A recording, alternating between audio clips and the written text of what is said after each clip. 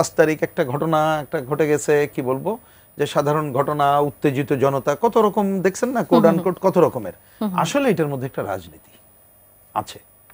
সেই রাজনীতিটা হচ্ছে পরিষ্কার করে বলতে চাই, সেটা হচ্ছে মুক্তিযুদ্ধ বিরোধী রাজনীতি যারা লালন পালন করে। পয়েন্ট কিন্তু সেই জায়গাটায়। আপনি খেয়াল করে দেখেন যে 32-এর যে হামলা প্রথম দিকে যখন হলো, পাকিস্তানের ওইখানে শাসকদের পক্ষ থেকে, আর্মির পক্ষ থেকে কি বলা হলো খেয়াল করেন, যে যারা পাকিস্তান ভাঙা ওইখান থেকে কাজ করার কথা বলা হয়েছিল, এই ধরনের কথাবার্তা অনেক কিছু তো আমরা শুনলাম। তার মানে যারা এই পাকিস্তান ওইটাকে রক্ষা করতে চেয়েছিল, তো তারা তো এখন বহল তবিয়তে আছে, তারা রাজনীতি করছে। কিভাবে করে এটা তো আমাদের বোধগম্য হয় না, তাদের রাজনীতি তো নিষিদ্ধ 71 হয়ে গেছে, হয়ে যাওয়ার কথা। তো তারা যখন বহল তবিয়তে থাকে, তারা তো কতগুলো ব্যক্তি থাকে না, রাজনীতিটা নিয়ে থাকে।